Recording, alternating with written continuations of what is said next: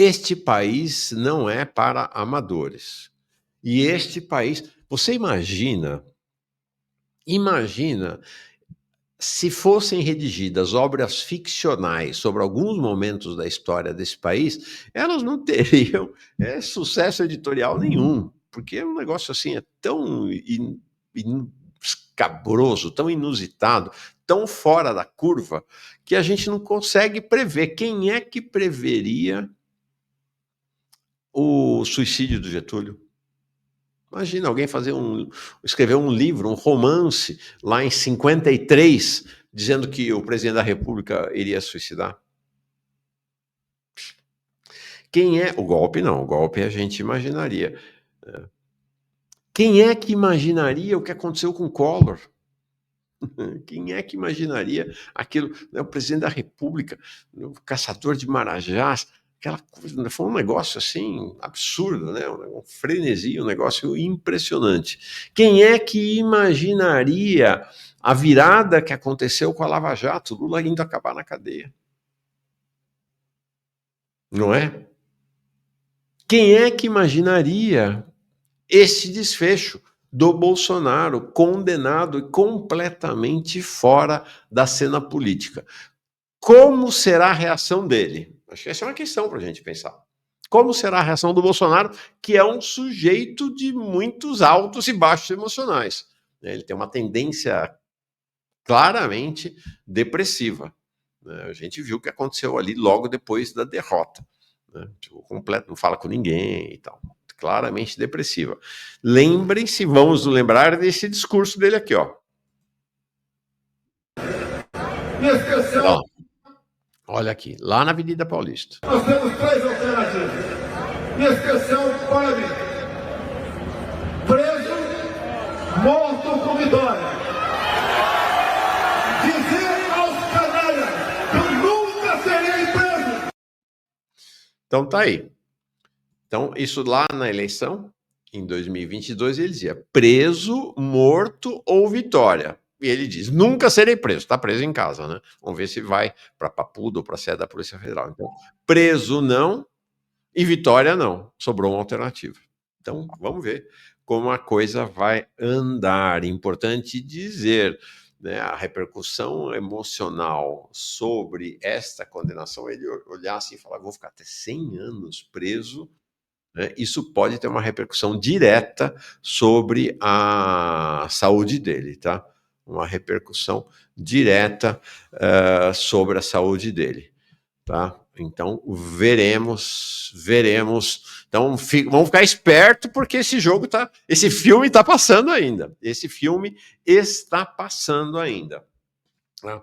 Vamos acompanhar para e passo. Nós teremos lances, podem escrever, surpreendentes pela frente ainda. Muitos lances, muitos lances. Tem essa variável dos Estados Unidos, tem a variável, porque não é isso, os bolsonaristas ontem não botaram a cabeça para fora, mas tem uma base bolsonarista radical, tem uma base bolsonarista, e falo de cátedra porque sou católico, tem uma base bolsonarista católica que raciocina com a cabeça das cruzadas, que está disposta a imolar-se pelo líder, pela ideia, pela causa, por Jesus, por Deus, e assim vai.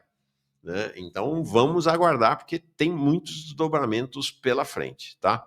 Vamos olhar o que aconteceu ontem, ou antes do que aconteceu ontem, né? Então, tá aí. Bolsonaro condenado, deixa eu fazer um resumo aqui para a gente depois ir olhar as melhores cenas de ontem.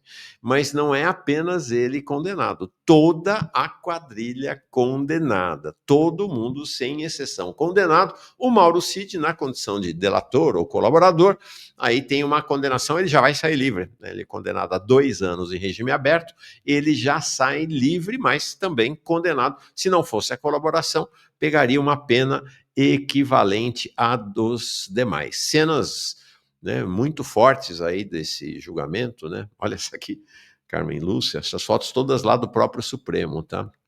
Flávio Dino, né, o Zanin. O Zanin é meio uma esfinge, né? Ele, diferentemente da Carmen Lúcia, do Flávio Dino e do Alexandre de Moraes, ele é um sujeito de poucas expressões faciais, né? Ele é bem contido, assim, né? Parece um sujeito bem tímido, assim, não tem grandes... não é um sujeito expressivo, né? Diferentemente dos outros três. Tá? Esse aí também nem um pouco expressivo, não abriu a boca o julgamento inteiro, aguentou as pancadas do Fux, ficou quietinho, não era mesmo para ele se manifestar nessa fase final do julgamento. E aí o representante da extrema-direita, o Fux, que ontem ficou completamente isolado. E a outra figura, uma delas, né, a mais importante, está aí. Essa é uma boa foto representativa do Jair Bolsonaro. Acho que são fotos que, de fato, traduzem, né, o que aconteceu esses últimos dias lá no Supremo, desde terça, quarta e quinta. Então tá aqui as penas do Supremo. Aqui peguei só as penas de cadeia, tem pena de multa e outras que eu vou acrescentando aqui. Tá? Jair Bolsonaro, 27 anos e 3 meses. Então veja, isso aqui estabeleceu, essa é a lógica com a qual o Alexandre de Moraes e a primeira turma trabalharam. O grande líder do golpe tem a pena maior. E a partir disso vai decrescendo o tamanho da pena dos demais. Isto quer dizer, porque nós tivemos o julgamento no núcleo 1, né? É claro que a audiência vai cair, o interesse vai ser muito menor, bem diminuto. Você vai ter o núcleo 2, o núcleo 3, o núcleo 4. Então, isto indica que para os demais núcleos, vamos conversar na segunda-feira com o Antônio Macruz, a gente vai ter penas ao redor de 20 anos. Ou se aqui as penas, como Antônio Macruz previu e acertou, é entre 20 e 30, para os demais núcleos, elas devem ficar entre 10 e 20. Porque a lógica é que você vai reduzindo a pena conforme diminui a responsabilidade no comando das ações. Tá? E aí, então, Bolsonaro, a maior pena, 27 e 3 meses. O segundo maior responsável, o candidato a vice, o Braga Neto, 26 anos. Depois, o Almir Garnier, 24 anos. Anderson Torres, 24. Anderson Torres tinha esperanças no julgamento, entrou pelo cano mesmo. Augusto Heleno, 21. O Paulo Sérgio Nogueira, a pena dos dois, na verdade, o Flávio Dino é que levantou a bola da pena menor dos dois. Lembre-se no voto dele. Ele falou: ó, acho que o Augusto Heleno e o Paulo Sérgio têm um nível de responsabilização menor. E não deu outra. O Alexandre de Moraes acedeu, inclusive foi uma mudança que ele fez no voto dele. Ele tinha estipulado 21 anos para o Paulo Sérgio Nogueira, o general, né? E aí foi o único momento em que o Flávio Dino apresentou uma discordância dele e aí propôs, e ele imediatamente aceitou a pena de 19 anos para o general. Então, esses dois generais, 21 anos, 19 anos. O Alexandre Ramagem, 16 anos, 1 mês e 15 dias. A pena que o Alexandre de Moraes tinha estabelecido era um pouco maior. Aí a Carmen Lúcia propôs esta pena e ele rapidamente acedeu, concordou também num clima de camaradagem, né, E o Mauro Cid, né, ele, se fosse ter uma pena sem a delação, provavelmente estaria ali nos 24 anos. Como foi o delator, fez a colaboração premiada, 2 anos em regime aberto. Todos eles têm multa, e aí todos os militares, exceto o Mauro Cid, o caso deles será enviado para o Superior Tribunal Militar para que recebam a pena devida de baixa com desonra.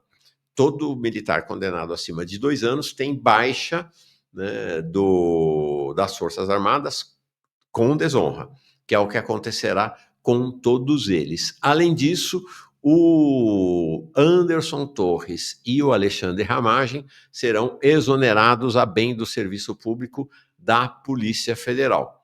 Tá? E, adicionalmente, o Alexandre Ramagem perde o mandato, será cassado. Tá bom? Então, esse o cenário das penas. Júlio Coelho, o farol está crescendo. Logo, Mauro vai precisar de um Maxwell só para ele. E Jones, presidente, valeu, Júlio. Valeu, Júlio. Eribaldo é fera. É feríssima, feríssima, feríssima. Deixa-me ver aqui. Alguém comentou sobre o Ramagem, né? Porque o Ramagem perde o mandato e depois que perdeu o mandato, ele vai ter ele tem outros processos contra ele, né? Então deverá ser condenado mais vezes, né? Em outras situações. E tá aí, quero saudar, então, o camarada também, esse aqui também é fera, o nosso camarada, deixa eu tirar aqui, o gado tá chorando mesmo. Sim, Bolsonaro, 24 anos de reclusão em regime fechado, né? Não vai ficar os 24, mas é isso. Quero saudar, cumprimentar o Antônio Macruz de Sá, nosso consultor jurídico, que acertou na mosca, né? Quando falou aqui, ó, apenas entre 20 e 30 anos no máximo, diferentemente de outros juristas que falaram em pena de 35, 40, 46 anos, ele, desde o primeiro momento aqui, nos disse, não haverá penas deste tamanho, não. São muitas charges e milhares de memes aí pelas redes. Eu separei só dois. Este aqui, do Quinho, né, do almoço, pausa para almoço no Supremo, tá lá na mesa, lá longe, sozinho, o Fux. Gostei bastante dessa charge. Escolhi apenas um meme, tá aqui na Papuda, só se fala na chegada do Messias, tá aí, conversão em massa na Papuda, só se fala na chegada do Messias. Acho que são as duas mais relevantes. Deixa eu mostrar os principais trechos, ou os melhores momentos de ontem, segundo o meu discernimento. Claro, minha decisão editorial, outras pessoas podem ter outras escolhas de melhores momentos. O primeiro, eu acho mais significativo, que eu falei ontem aqui, né? Não, o Alexandre de Moraes e o Dino não vão ter como responder, porque tem a regra de que não pode dar parte. Não, essa regra valeu só pro Fux e valeu, de certa maneira, teve uma pressão ali para o voto do Alexandre de Moraes. Então, ontem acabou, né? Ficou completamente desmoralizado e o Fux nem reclamou, né? Então, bom, foi num clima realmente muito amistoso, como eu disse, de celebração praticamente, e aí a partes o tempo todo, e me parece que o primeiro momento, pejotista precária, que bom que você está aqui, parabéns pela cobertura, Farol. Está chegando um novo líder na Papuda, é isso aí. Então, o primeiro momento mais significativo é exatamente a parte que o Alexandre de Moraes faz para a Carmen Lúcia para responder ao Fux. Um tema crucial da resposta de todos ao Fux é a questão da organização criminosa. Essa foi uma questão crucial, um tema principal para a condenação.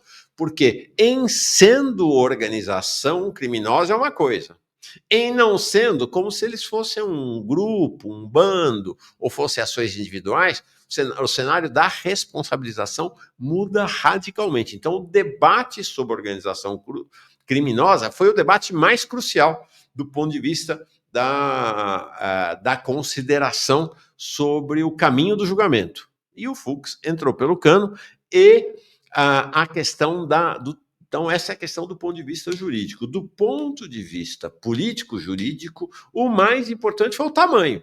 Qual é o tamanho da ofensa? Porque o Fux claramente adotou a tese da defesa, a tese bolsonarista, de que o 8 de janeiro não foi nada demais, de que o 8 de janeiro foi só um ato, né, de depredação, e que não havia qualquer comprovação de haver um liame, de haver uma ligação entre todos eles, de que não tinha nenhuma evidência do Bolsonaro, seu comandante. Então, o primeiro momento foi o Alexandre de Moraes fazendo esta resposta ao Fux, foi bastante relevante. A 8 de janeiro, nos acampamentos, nas manifestações, em 7 de setembro, tudo isso eram atos aleatórios, tudo isso foi construído pela organização criminosa e rapidamente, agora sim, rapidamente, como eu disse, presidente, Uma imagem vale mais do que 1000 palavras. Por favor. Aquela? E eu... Nós começamos com... No nosso Supremo Tribunal Federal. Se isso não é ameaça, Isso, grave infelizmente, ameaça, não acontece. Temos um ministro dentro do Supremo que ousa continuar fazendo aquilo que nós não admitimos. Logo, um ministro que deveria zelar pela nossa liberdade, pela democracia e pela Constituição, faz exatamente o contrário. Ou esse ministro se enquadra, ou ele pede para sair.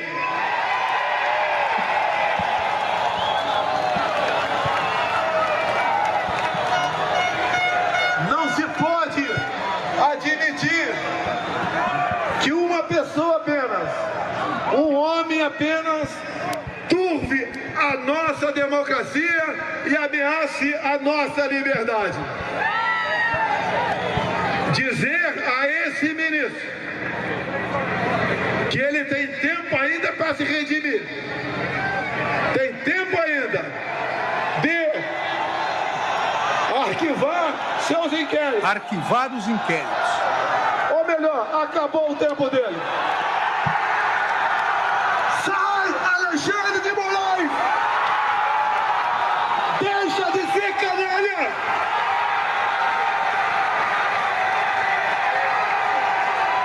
Deixe de oprimir o povo brasileiro! Eu pergunto, Forte, né? e obviamente é uma pergunta retórica, e aqui foi dito corretamente, nesse plenário da primeira turma, que o que nós decidimos aqui vale para todos os tribunais e todos os juízes do país. Algum de nós aqui, e o nosso eminente decano, algum de nós permitiria e afirmaria que isso é liberdade de expressão e não crime, se um prefeito, numa cidade do interior, mediante milhares de pessoas, insuflar o povo contra o juiz da comarca, dizendo que não vai mais cumprir decisões do juiz da comarca? Nós aqui placitaríamos isso? Qual o recado que nós queremos deixar para o Poder Judiciário brasileiro? Qual o recado, qual o precedente que nós queremos deixar para o juiz lá da comarca, que não tem a segurança que nós temos, que sozinho na comarca é o verdadeiro representante do Poder Judiciário e que faz a justiça na comarca? Nós vamos placitar que todo prefeito possa ir no dia 7 de setembro, como um patriota, jogar a população contra o judiciário?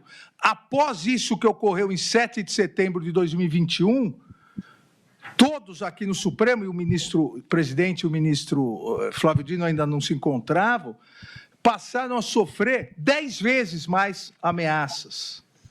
E eu, obviamente, 1000 vezes mais ameaças. Isso não é uma grave ameaça ao funcionamento do judiciário? Determinar, arquive o inquérito, chega, saia. Ministro Alexandre, Por favor. me parece que essa figura, eu vou tratar no meu voto, é uma coação institucional, que me parece própria dos crimes contra o Estado Democrático de Direito. Então, coagir uma instituição para que se arquive algum inquérito, para que se arquive um processo, isso é inadmissível e faz parte dos crimes contra o Estado Democrático de Direito. Exatamente, porque nesse dia fui eu.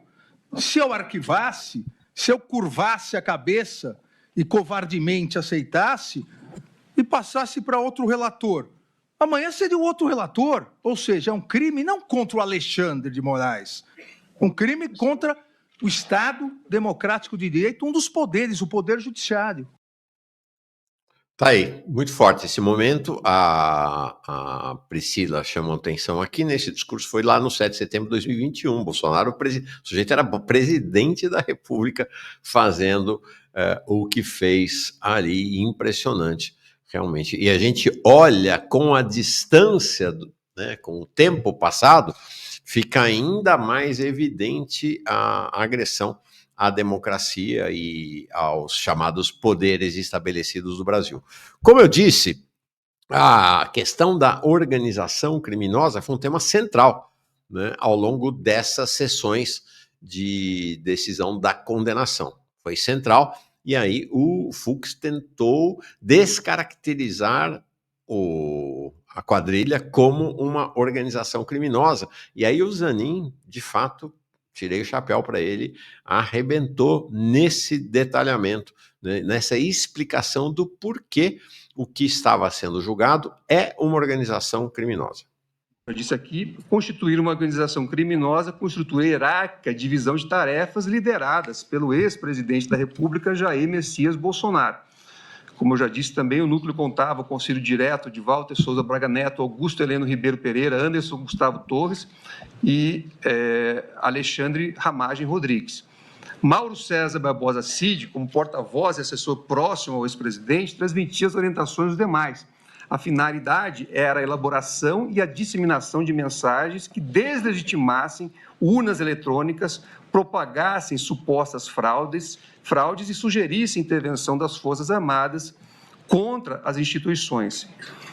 Também as investigações mostram que o grupo atuava em lives, transmissões desde meados de 2021, incitando publicamente as Forças Armadas a agirem contra as instituições democráticas, inclusive para modificar os resultados das eleições desde meados de 2021. Tá aí.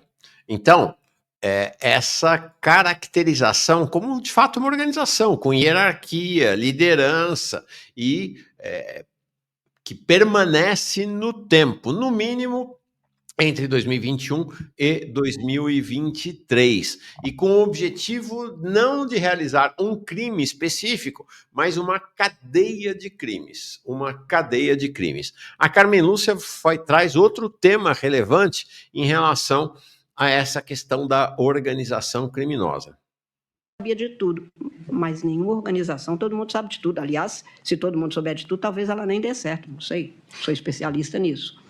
Mas é preciso que a gente saiba que isso já foi tratado aqui neste Supremo Tribunal Federal em julgamentos em que o meu queridíssimo decano democrata, republicano, exemplarmente democrata, ministro Celso de Mello, afirmava exatamente a necessidade de a gente considerar as condições, as especificidades do que é, num determinado momento, não havia ainda essa lei, ele falava da quadrilha ou bando, mas explicando como que as pessoas se unem com o objetivo, aliciando outras ou fazendo uso de outras. Golpe de Estado, muito mais é isso. Aí tem uma questão que eu não sei por que quer dizer, talvez saiba, por que eles não fizeram essa analogia, porque imagino que teria uma consequência de agravamento da situação política. Mas veja bem, o fato de não ter uma ordem escrita, direta, do chefe, né, vai lá e mata, não quer dizer que a ordem não tenha sido dada. Então você olha, por exemplo, o PCC, você não vai encontrar uma ordem por escrito do Marcola mandando assaltar banco, mandando matar. Essas coisas são sempre assim insinuadas ou são faladas apenas, você não tem registros propriamente, né? Então, essa é uma questão. Você dificilmente vai ter numa organização criminosa você não tem lá você vai cometer um dos crimes da organização criminosa. Olha, preencha aqui um formulário para dizer qual crime vai ser cometido, quando vai ser cometido e para que armas você vai querer pegar lá no almoxarifado, né? Quem você vai querer mobilizar, você tem que fazer a demanda lá para o Recursos Humanos, não é assim que funciona. A coisa não funciona assim. Mas, apesar disso, o Flávio Dino observou, esta tentativa de golpe é a tentativa de golpe mais documentada da história, muito provavelmente. Fala. tinha menos prova documental do que nessa tentativa. Nessa tentativa agora só faltou ata, lavrar ata, aos tantos dias. No golpe 64 tinha menos prova documental. Na verdade, as provas documentais só emergiram com a abertura dos arquivos do governo dos Estados Unidos. Nós estamos numa sociedade em que as pessoas querem tanto se mostrar mais do que ser, que elas querem mostrar que elas participaram, que elas fazem, que elas dão um golpe, e aí elas vão deixando rastros, porque elas fazem maquete do projeto, elas desenham, mostram, fotografam, como se fotografa a comida do dia a dia. Então, isso é muito interessante, porque mesmo que a organização criminosa seja marcada por uma hierarquia com alta... informalidade não é a palavra, ao contrário, né? São hierarquias rígidas até numa organização criminosa, mas por uma ausência de comunicação formalizada. Neste caso, inclusive, teve muito mais formalização do que no golpe de 64. Né? Como diz o Flávio Dino, a gente só foi obter comprovações depois, quando os arquivos do governo dos Estados Unidos começaram a ser liberados. E vamos lembrar do primeiro momento do Flávio Dino, lá na condenação, deixa eu ver, na condenação antes dessa fase agora, quando ele deu o voto dele, eu tenho a impressão que foi, no momento que ele deu o voto dele, uma outra observação que ele faz sobre 64 e que tem a ver com a argumentação do bolsonarismo, a argumentação das defesas e a argumentação do Fux, de que não foi tão grave, porque ninguém morreu. Não foi tão grave, porque não teve mortes. No aceite da denúncia, vamos lembrar que o Flávio Dino falou sobre 64 e que tem a ver com essa história nossa agora. E querido ministro Fux, mas não morreu ninguém. No dia 1º de abril de 64, também não morreu ninguém. Mas centenas e milhares morreram depois. Golpe de Estado mata. Não importa se isto é no dia, no mês seguinte ou alguns anos depois. Golpe de Estado é coisa séria. É falsa a ideia de que um golpe de Estado ou uma tentativa de golpe de Estado porque não resultou em mortes naquele dia é uma infração penal de menor potencial. Isto é uma desonra à memória nacional. Esse tipo de raciocínio é uma agressão às famílias que perderam familiares no momento de trevas da vida brasileira. Então é isso, né? Para a consecução do golpe, não necessariamente se mata. Mas depois de sucedido golpe, depois de bem sucedido, de vitorioso golpe, aí começam os massacres, foi o que a gente viu em 64 e que teria visto aqui mais uma vez. Uma outra questão importante é a questão do cerceamento do direito de defesa, especialmente a questão do document dump, que é a história, tem muito documento, não foi dado prazo para os advogados terem acesso, e essa argumentação da defesa foi totalmente acolhida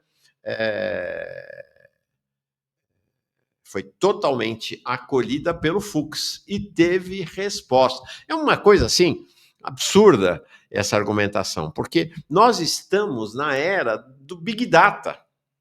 Nós estamos na era da Big Data, dos grandes volumes de dados. Então, imaginar que você vai ter um processo com poucas informações, poucos dados, as defesas, e no caso são defesas de todos eles réus ricos, é que tem que se adequar a essa questão dos volumes de dados.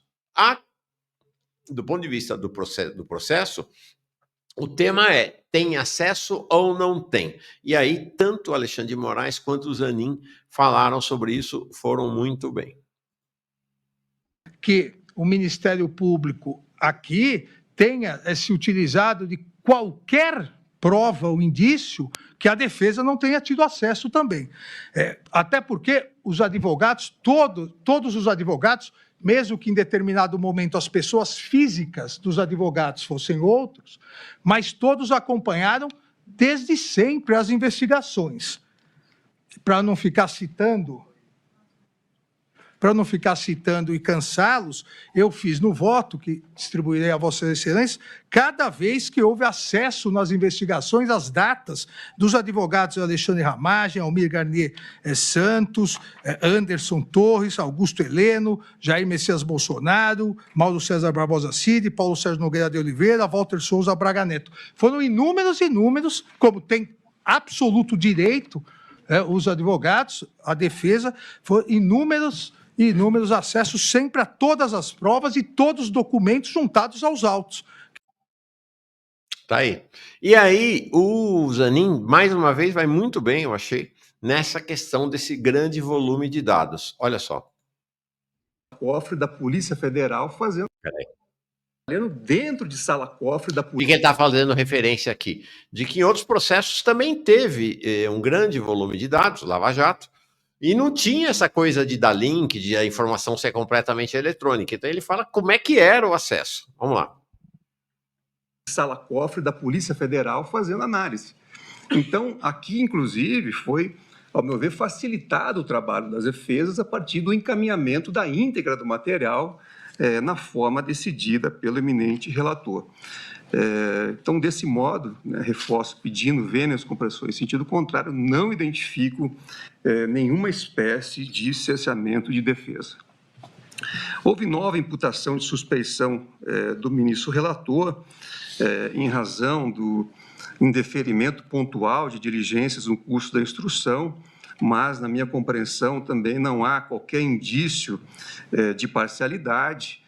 Esse assunto, como já foi rememorado pela eminente ministra Carmen Lúcia, também já foi decidido pelo plenário do Supremo Tribunal Federal.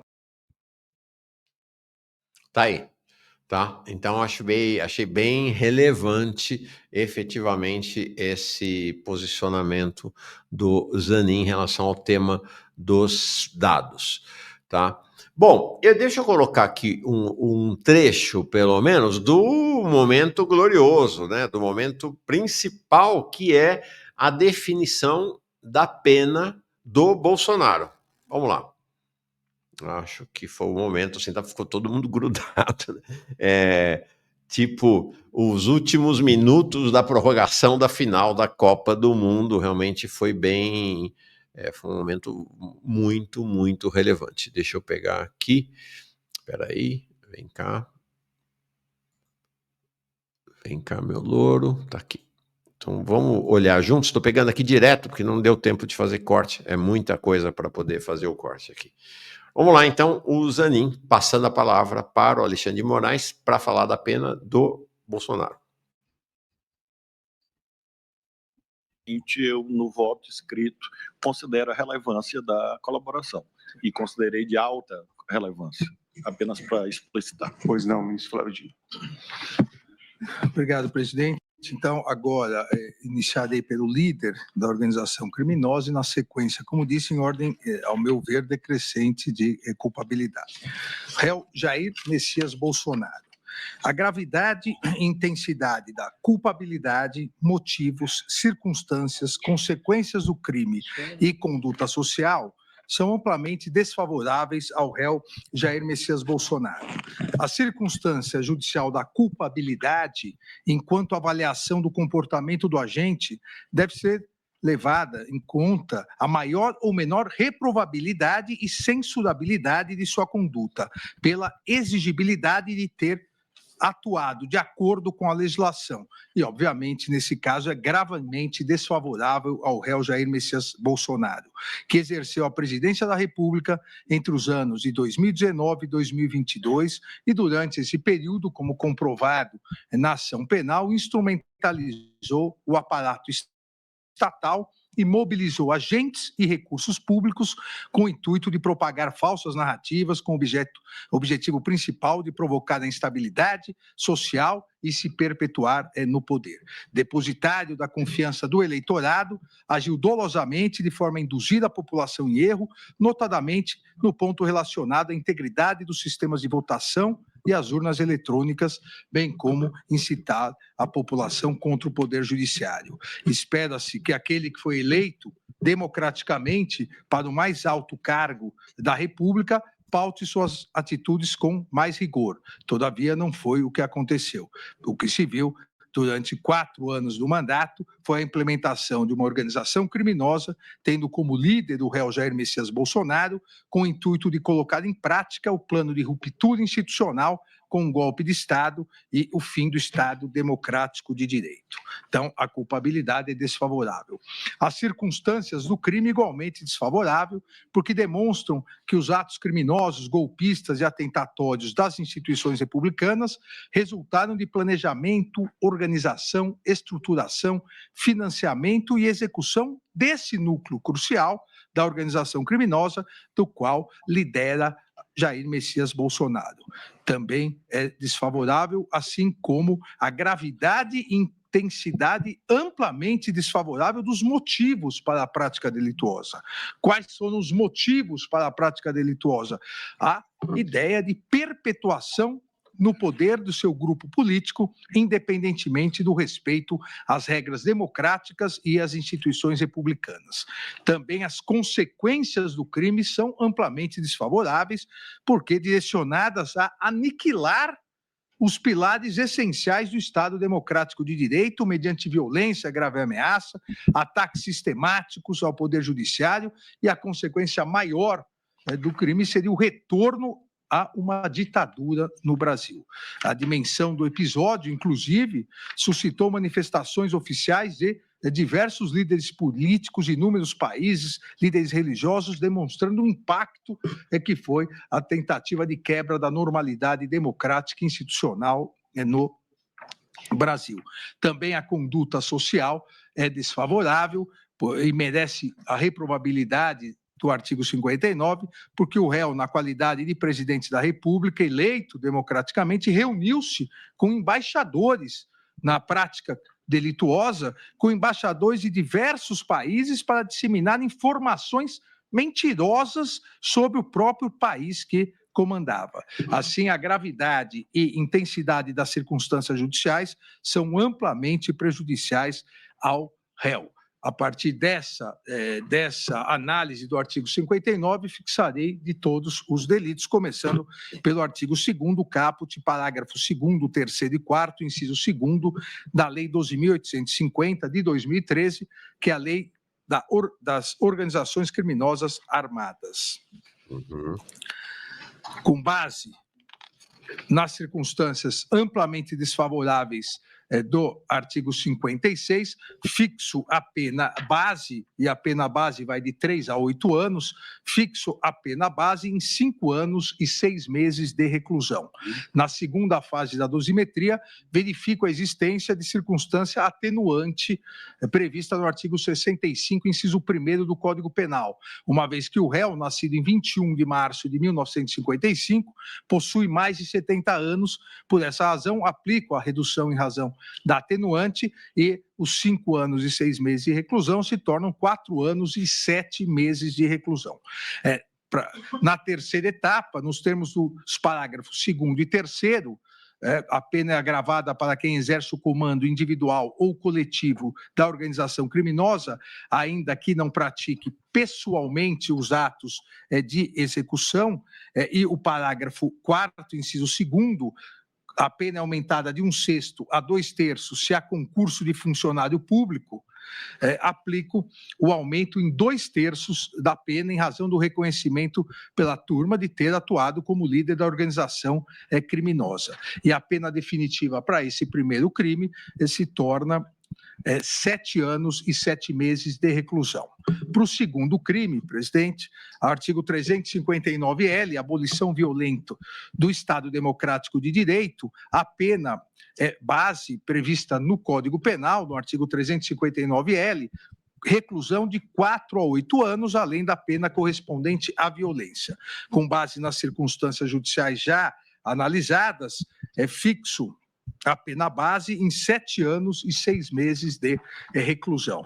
Na segunda fase da dosimetria, também em virtude do artigo 70, em virtude do artigo 65, inciso 1º, de ter 70 anos, diminuo para 6 anos e 6 meses, que é a pena final, porque não há aqui causas de aumento ou diminuição de pena.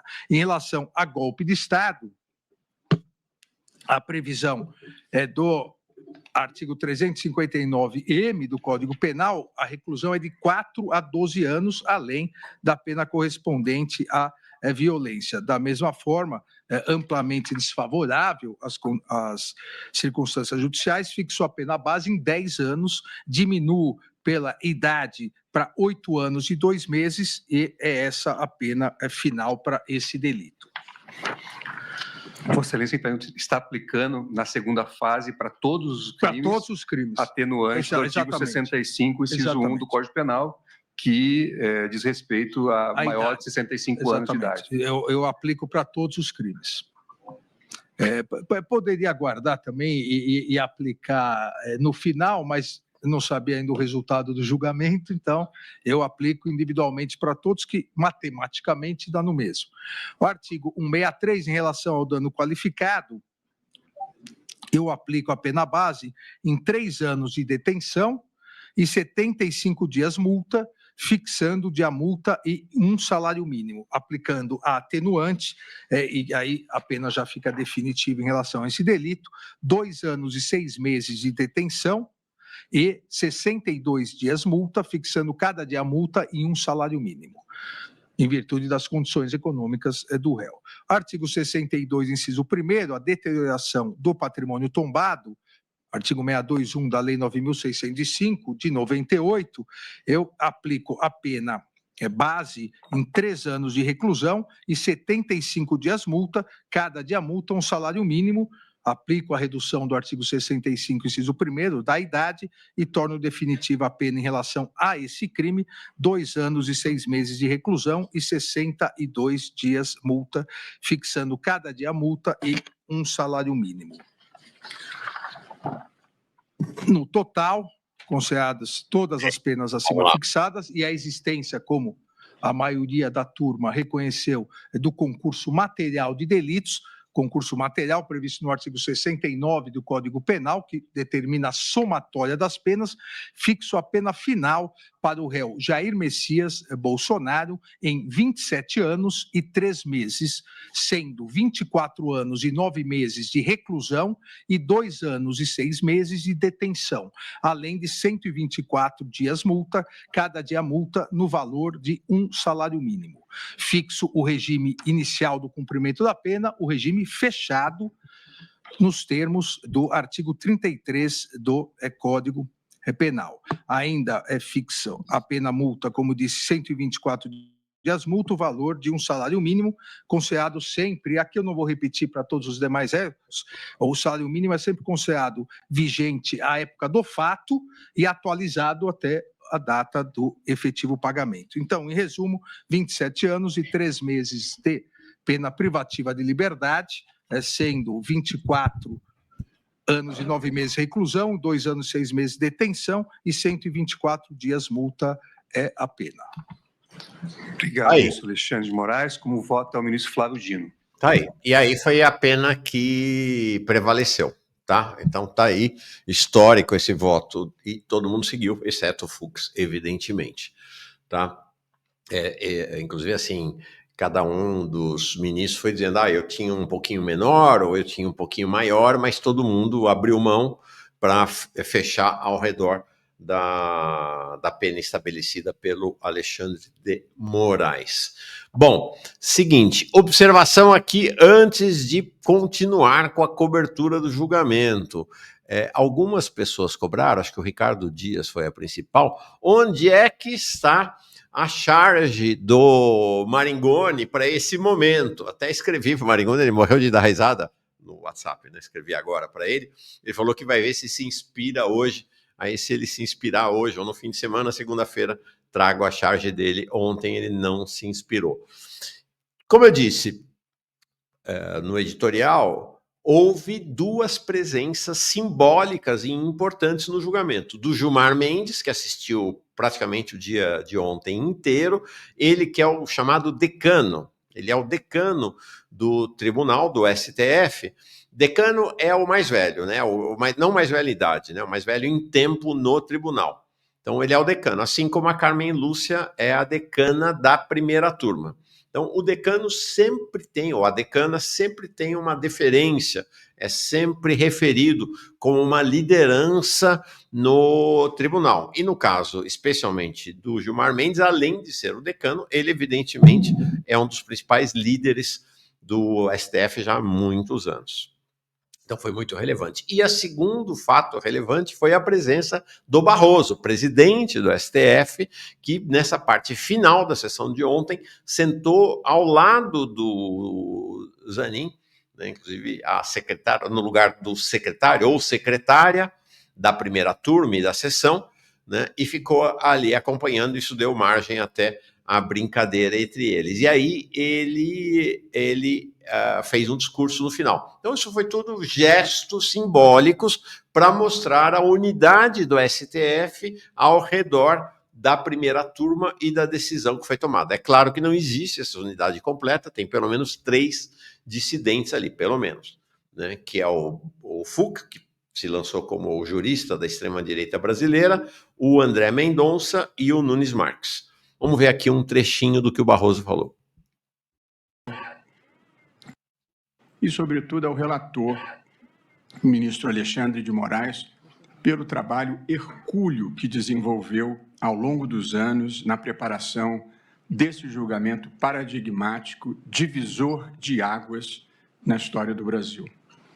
E quero aqui repetir uma vez mais, tratou-se de um julgamento público, transparente, com devido processo legal, baseado em provas as mais diversas, vídeos, textos, mensagens, confissões. As compreensões contrárias fazem parte da vida, mas só o desconhecimento profundo dos fatos ou uma motivação descolada da realidade encontrará neste julgamento algum tipo de perseguição política. A vida, no entanto, é plural, assim como também é este tribunal. E por essa razão não quero deixar de manifestar respeito e compreensão pela posição divergente. Pensamento único só existe nas ditaduras. Na vida democrática, antes da ideologia, antes das escolhas legítimas e das diferentes visões de mundo, tem de existir o compromisso com as regras do jogo, com as instituições e com o respeito aos resultados eleitorais. Essa é a mensagem mais importante desse julgamento. E aí vai, falamos até um pouquinho mais, vai ser, né, uma coisa bem liberalzona, assim, ele é um liberal de direita, inclusive, né? Mas é isso, esse é o julgamento dele. Vamos agora para momentos de grande destaque no julgamento.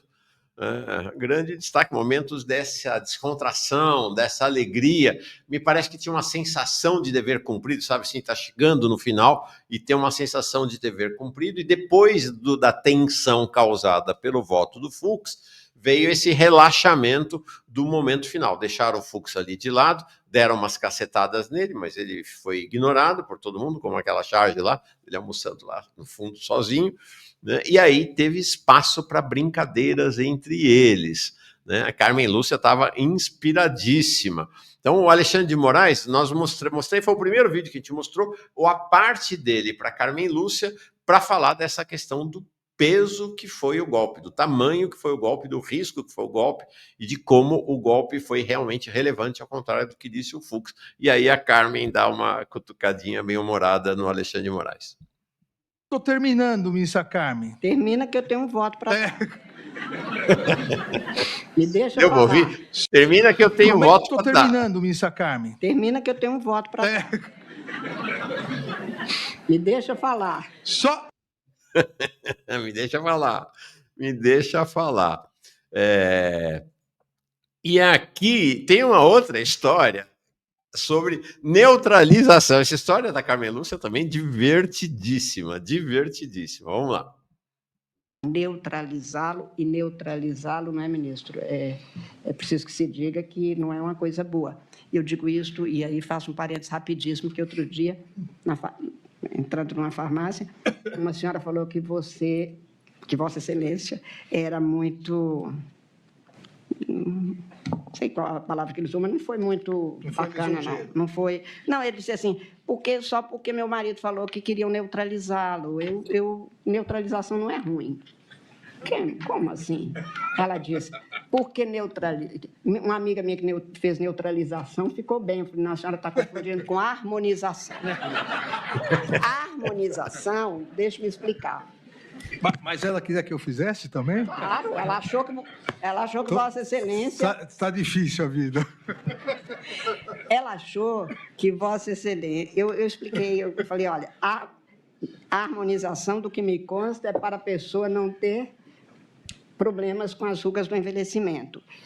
E neutralização é para não ter problema de envelhecer. Vai embora antes. Resolve de vez. Resolve de vez, não fica fazendo isso. Enfim.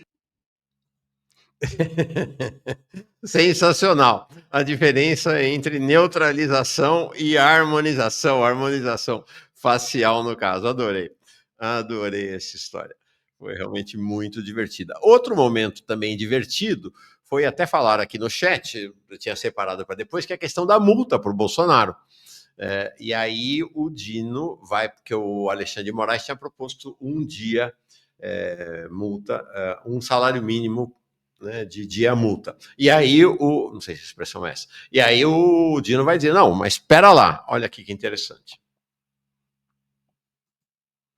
De multa, eu queria ponderar com Sua Excelência pela alta capacidade econômica do réu e, quem sabe, elevar o patamar do dia multa, porque me parece que ele tem revelado, nesse período, uma capacidade econômica muito significativa, segundo dados públicos. Apenas essa ponderação que faço. Dois salários mínimos. Eu vou aderir a 2 salários mínimos em virtude do próprio réu ter, em interrogatório judicial, confessado que recebeu 40 milhões de reais em PIX. Então, realmente, eu vou aderir... Eu não estava lembrando do valor, senão eu ia propor 3. Mas como Vossa Excelência informa...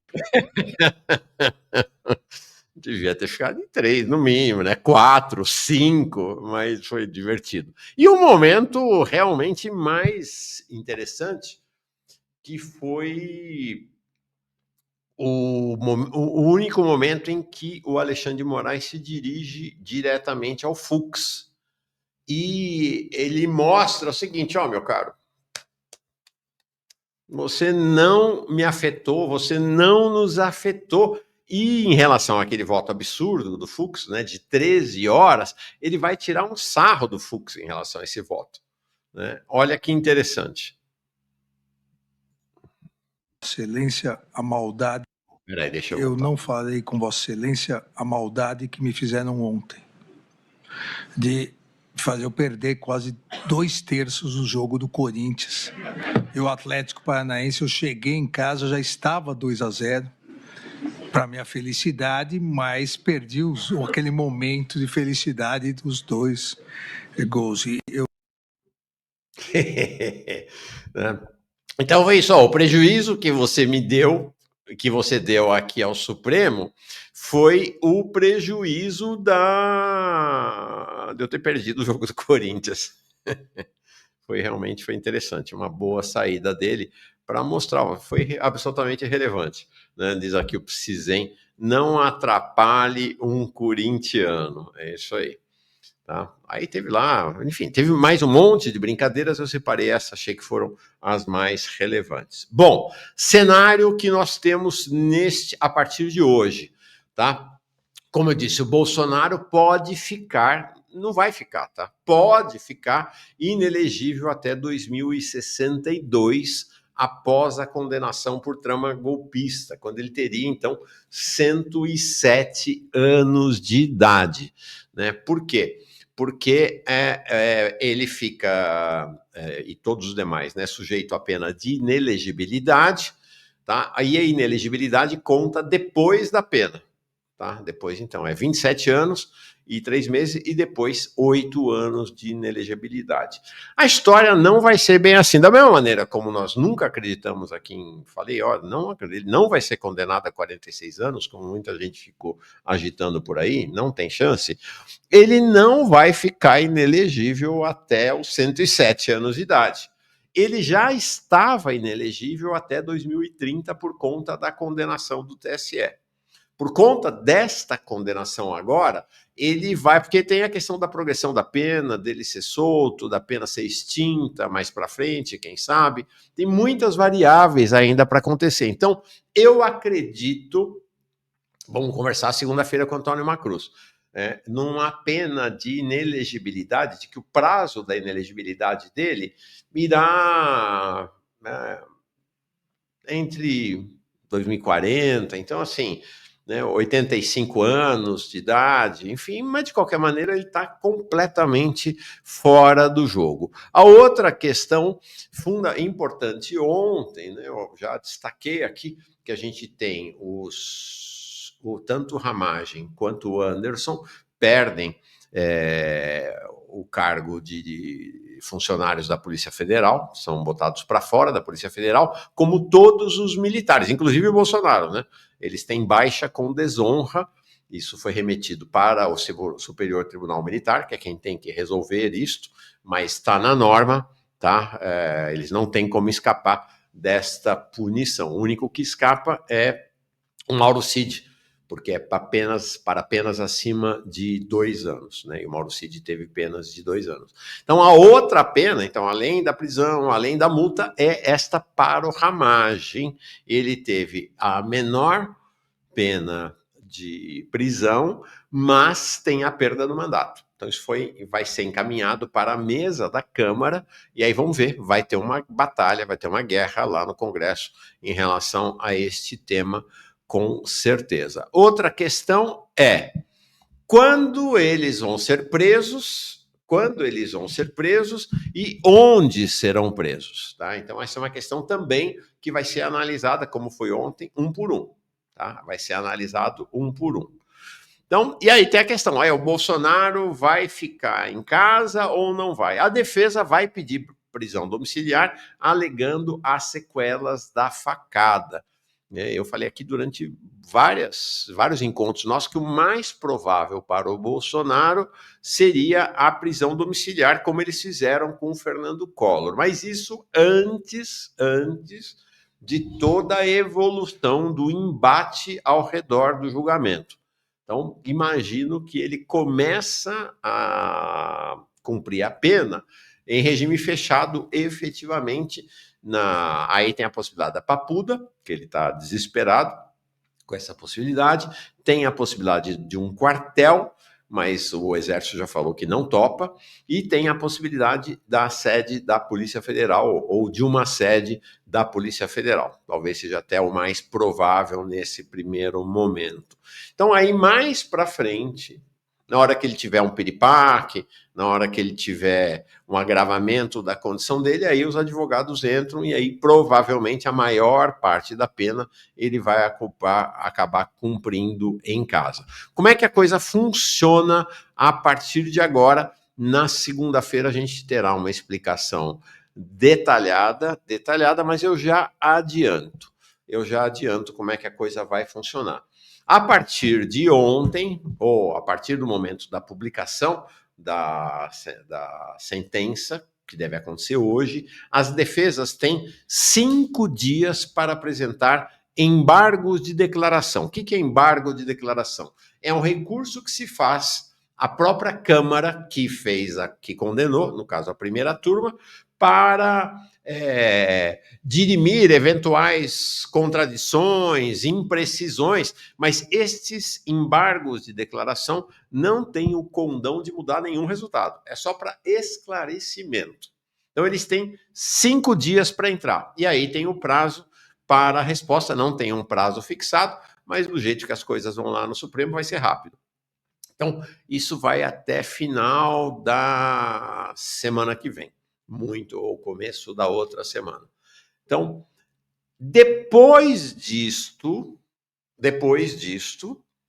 aí é feita o encerramento do julgamento e é feito um despacho do Alexandre de Moraes para o início do cumprimento da pena.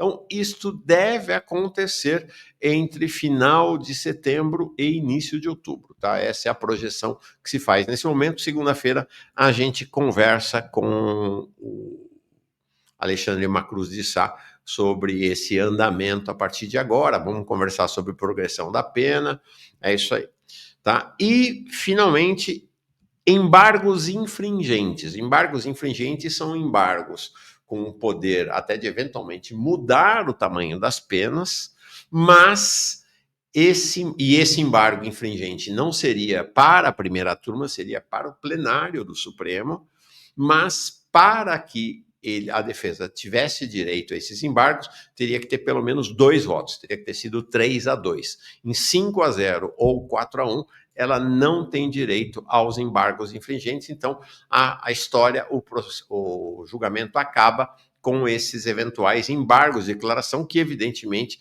as defesas vão entrar para conquistar mais uns dias aí, tá bom? Então é isso. Então, agora, o Bolsonaro, a Débora dizendo, não vai rolar embargo, faltam votos. Não vai rolar embargo infringente, para isso não tem voto. Mas embargo de declaração não precisa de ter um mínimo de votos, isso eles terão direito e certamente usarão esse direito. O Romário Luiz diz aqui, condenação ridícula, o genocida matou mais de 700 mil pessoas, e além disso, fizeram experimentos com pessoas em Manaus. Quero perpétuo e que jogue a Chaves fora. Não sou coveiro, e é isso, Bolsonaro se livrou da condenação, que era a condenação principal a qual ele deveria ser submetido, que é a condenação pelo genocídio durante a pandemia, pelo menos 350 mil pessoas mortas, além do que seria o esperado, além daquilo que seria previsível, como aconteceu no resto do planeta, né, proporcional à população brasileira. Bom, mas vai se livrar. Então, é isso. Quanto tempo ele vai ficar preso? Segunda-feira a gente conversa com o Antônio de Sá Macruz. O que os advogados estão falando é de prisão em regime de reclusão, de 6 a 10 anos. Tá? Vamos ver na segunda-feira. Tá? Aqui, pessoal. Gente, 27 anos para o Bolsonaro é perpétuo. Eu não sei se ele dura 27 dias do jeito que está. Em caráter de exceção, ele deveria pegar prisão perpétua, porque afinal ele não é imorrível, diz o Alexandre aqui. Silvana Danley, olha aqui, Barroso lamentou a perda da sua Caimã na Caimã, Flórida. Isso aí. Vai sanção dos states em cima deles. A defesa do Bolsonaro ontem não teve entrevista, soltou uma nota, achei bem significativo, na nota da defesa do Bolsonaro, que eles não tivessem tido como alegação única a inocência do Bolsonaro. A reclamação principal que eles fizeram foi de que as penas, que é literal da nota, tá? Os 2 advogados dele, que são o César Vilardi e o Paulo Bueno. Tá? A alegação deles é que o Celso Vilardi é um advogado, inclusive, muito respeitado nessa esfera do direito penal. Flávio Dino, em diversos momentos, saiu ali para conversar com ele e tal. É um sujeito bem respeitado mesmo. A alegação deles é de que as penas são excessivas e desproporcionais. Então, veja que a alegação principal não é da inocência. Achei bem significativo isto. Tá? E aí a consequência foi esta, né? Você não teve mobilização, pelo menos por ontem, você não teve mobilização nenhuma da militância, por sinal, nem os parlamentares, nem a bancada ficou silenciosa, e essa análise coincide com a nossa análise aqui já desde antes do julgamento, de que o Bolsonaro acabou, né? Acabou, como com possibilidade de se candidatar. Não quer dizer que ele acabou como liderança política, mas mudou a chave da extrema-direita. Vão ter que encontrar outra liderança. Vamos ver como é que isto vai acontecer. E aí o Tarcísio, que vinha aparecendo, ou que ainda aparece como o possível sucessor do bastão de líder da extrema-direita, também saiu muito fragilizado, saiu chamuscado.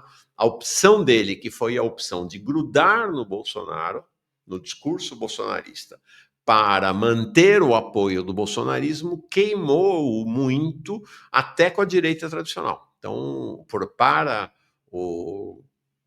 o Tarcísio, o saldo é negativo. Vamos ver como essa situação evolui. E ontem ele continuou na mesma batida. Essa é a nota dele de ontem. Se não se pode transigir com a impunidade, também não se pode desprezar o princípio da presunção da inocência, condenando sem provas. O resultado do julgamento, infelizmente, já era conhecido.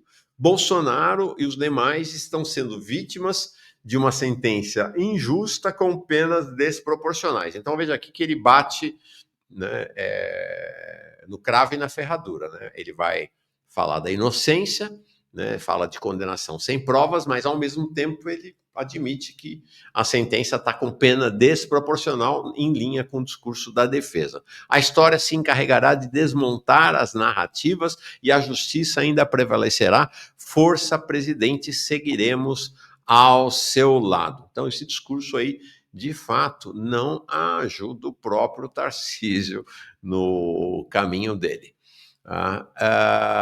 O Alexandro Machado, que é membro por 10 meses... não, desculpa, já li, da prisão perpétua. O Nan Borges chegou aqui como novo membro.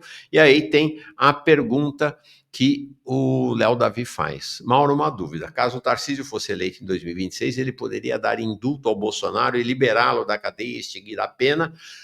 Não. Tá? Ontem o Alexandre de Moraes deixou muito estabelecido, me parece que essa é uma posição majoritária no Supremo, de que crimes contra o Estado de Direito, crimes de tentativa de golpe de Estado, não são passíveis de indulto, que é uma prerrogativa presidencial, nem de anistia, que é uma prerrogativa do Congresso Nacional. Então, não... apesar do Tarcísio estar dizendo que vai dar indulto, o Supremo já sinalizou que não tem indulto nenhum. O Lula se manifestou ontem, dizendo que o Tarcísio é serviçal do Bolsonaro e criticou a fala do Tarcísio, fazendo referência à fala lá do discurso, sobre Alexandre de Moraes. Aqui é interessante você veja que o Lula já, aí todo o ambiente político brasileiro, exceto esse bolsonarismo mais radical, já virou a página em relação ao Bolsonaro. Né? O Lula já está fazendo o embate com o Tarcísio, que é quem ele está apostando nesse momento, que será o adversário dele nas eleições. Tá? A reação mais contundente ontem não veio do Brasil, veio lá dos Estados Unidos. Né? O Trump declarou, deu uma entrevista breve ali, na hora que está indo ou voltando do helicóptero lá dele, tem essa coisa tradicional, tem o pessoal, nós chamamos isso de quebra-queixo. Por que é que chama quebra-queixo? Porque os jornalistas ficam todos aqui, né, com o microfone na boca e a possibilidade de acertar alguém e quebrar o queixo sempre existe. Então, chama-se quebra-queixo esse tipo de entrevista improvisada. Né? No caso ali, não é propriamente um quebra-queixo, porque não deixam ele chegar perto do Trump. Mas ele criticou a condenação do Bolsonaro pela trama golpista, disse, muito parecido com o que tentaram fazer comigo, é verdade, só que não conseguiram. Vamos ver o que o Trump falou.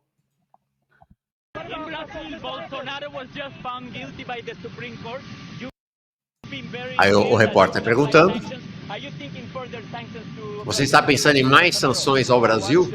Ele diz, bem, eu assisti aquele julgamento, eu o conheço muito bem. É um líder estrangeiro e achei que ele era um bom presidente do Brasil e é muito surpreendente que isso pudesse acontecer. Ele é muito parecido com o que tentaram fazer comigo.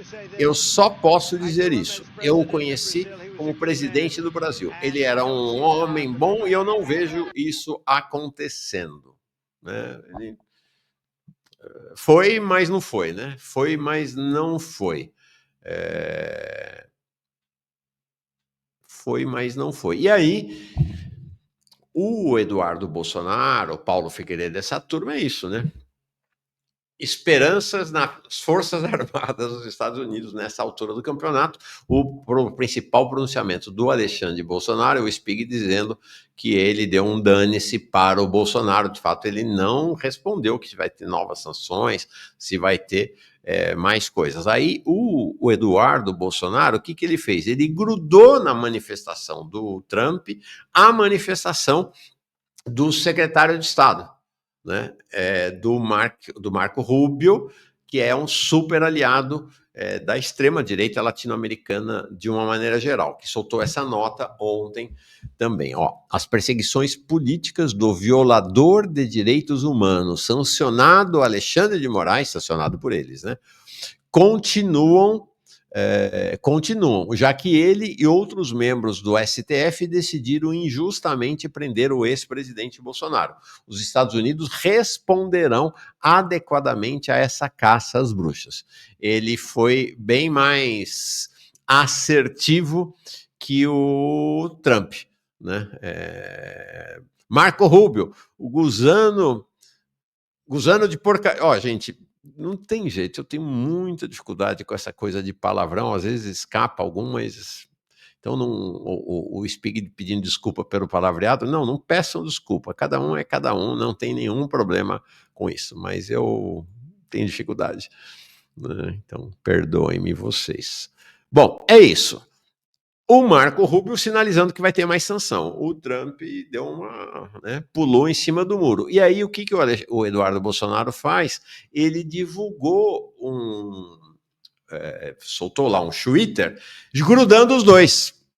Entendeu? Para não ficar fragilizado pela manifestação meio em cima do muro do Trump, ele grudou nela esse post do Marco Rubio. Olha aqui, ó. Just found guilty by the Supreme Court. You've been very clear that you would apply sanctions. Are you thinking further sanctions to Brazil because of this Bolsonaro? Well, I watched that trial. I know him pretty well. Foreign leader. I thought he was a good president. Então tá aí, foi o que ele fez. Vinícius, legal, valeu. Obrigado aí pelo presente, por ter presenteado alguém aqui com uma assinatura do nosso canal, tá? Do nosso portal. E aí, a Embaixada dos Estados Unidos continua aqui no Brasil, em português, replicando todas as agressões que eles lá nos States fazem ao Brasil. Então, eles replicaram a nota do Marco Rubio ontem em português, tá? Aqui no Brasil, mais uma vez. Teve repercussão mundial a condenação do Jair Bolsonaro. Olha aqui, ó, New York Times, e assim, peguei pelos sites, na capa, na home, como se dizia, sei lá se chama home ainda, né? Não nas internas, não nas editorias, né? Não é lá, você não tem que clicar na editoria internacional, na capa de todos os sites que eu pesquisei. Então, New York Times, Jair Bolsonaro é condenado a 27 anos de prisão por planejar golpe. Washington Post, Bolsonaro é condenado a mais de 27 anos de prisão por tentativa de golpe no Brasil. The Guardian, lá o britânico, Bolsonaro é condenado a 27 anos de prisão por planejar golpe no Brasil, né? Basicamente a mesma manchete. O Le Monde, francês, Jair Bolsonaro é condenado a mais de 27 anos de prisão por tentativa de golpe, uma sentença histórica. Peraí. Aqui, Corriere della Sera, o jornal italiano. Brasil, Bolsonaro é condenado a 27 anos e 3 meses por tentativa de golpe. El País, o espanhol El País. El ex-presidente Bolsonaro condenado a 27 anos por intento de golpe de Estado contra Lula. E aí vamos lá para as mídias fora desse eixo ocidental. RT, o antigo Russia Today, uma das principais mídias russas. Ex-presidente brasileiro é condenado a 27 anos de prisão por tentativa de golpe. O Global Times, o jornal chinês, o jornal que é voltado para o exterior, jornal chinês em inglês, inclusive. Tá? Tudo eu já coloco traduzido, tá bom? Então, Global Times, ex-presidente brasileiro Jair Bolsonaro é condenado a mais de 27 anos de prisão. Agora, olha que interessante aqui, nossos vizinhos na Argentina, o Página 12, que é o jornal progressista, o jornal da esquerda argentina, ele coloca na manchete tanto a condenação, lá a Corte Suprema do Brasil condenou a Jair Bolsonaro, quanto já a reação dos Estados Unidos. Estados Unidos não aceita a condena a Bolsonaro e promete represálias. Bom, aí a gente tem, olha que interessante isso aqui, o Clarín. Clarín é o jornal argentino que seria equivalente ao Globo, ao Estadão, alguma coisa assim, né? Um jornal bem de direita, foi talvez o principal opositor a Cristina Kirchner, né? Cristina Kirchner lá na Argentina. Achei bem interessante que eles falam assim, ó, sentença por golpismo no Brasil. O ex-presidente Bolsonaro foi condenado pela Corte Suprema a 27 anos e 3 meses de reclusão.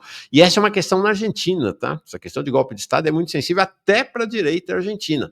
Efeito deles terem punido os militares diferentemente do que fizeram no Brasil. Olha a chamada linha fina do El Clarín, um jornal de direita.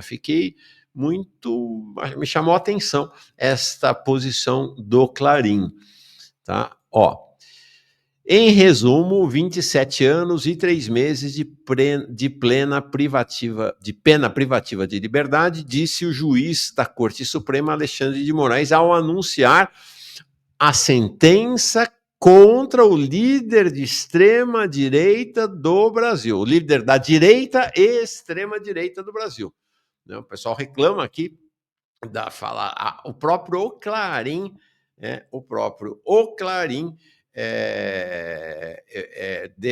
disse que qualifica o Bolsonaro como líder de extrema-direita. Deixa eu ver aqui, teve um comentário aqui, depois ele, inclusive,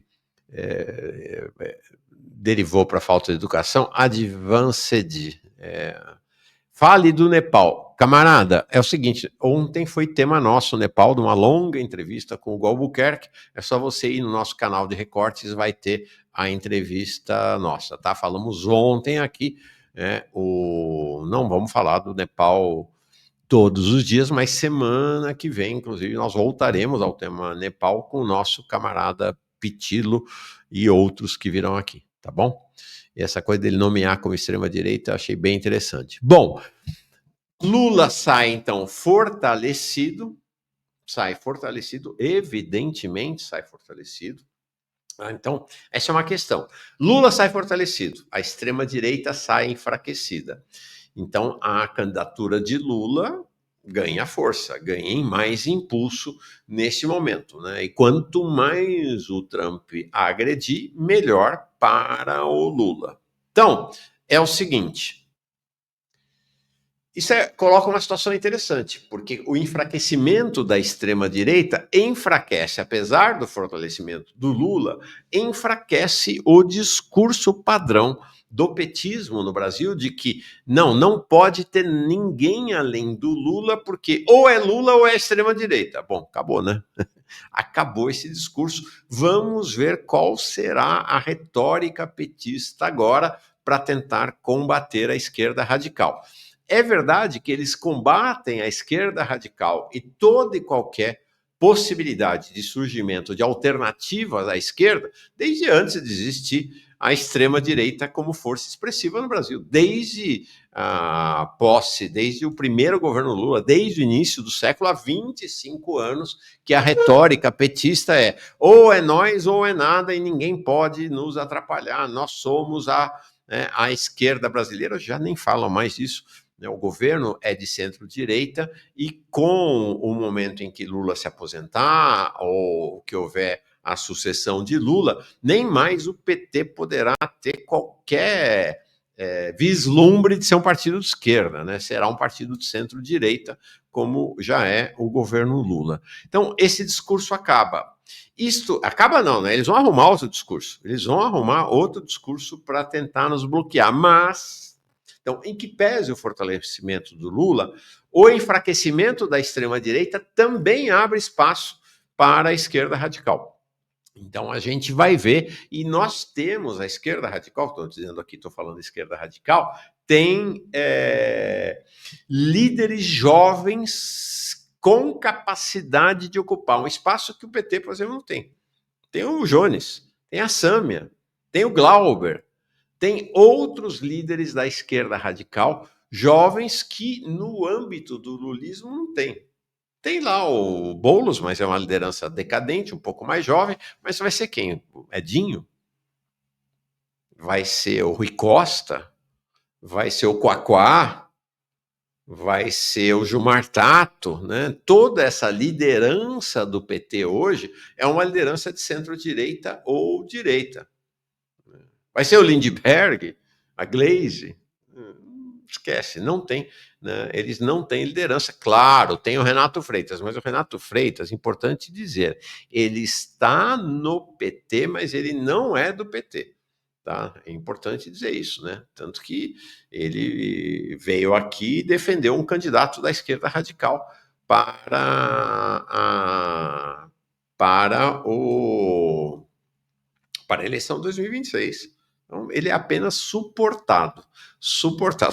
O Fernando Haddad.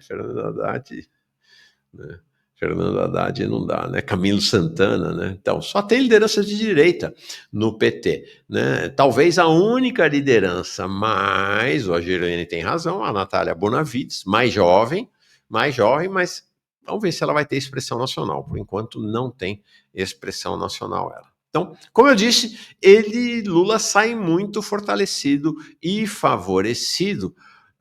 Tinha mais uma questão que eu queria falar. Sim! O giro à esquerda. Porque vai ser muito interessante esse momento agora. E vou querer perguntar para o nosso camarada, nosso líder, nosso comandante, Milton Temer, daqui a pouco, sobre esse assunto. O argumento petista para não ter giro à esquerda, nem do governo, nem do próprio PT, é que tem a ameaça fascista batendo a porta. Então tem que ter a frente amplíssima, tem que fazer um governo com a frente amplíssima. Nós vamos ver agora se esse discurso tem algum fundo de verdade ou não. Porque, em tese, com esse enfraquecimento da extrema-direita, o governo podia ir para a esquerda, né? Não podia? Mas não vai. Né? Porque o governo é estruturalmente de centro-direita. Não é uma questão meramente de uma tática para o combate à extrema-direita. Vamos falar sobre isso com o Milton Temer daqui a pouquinho.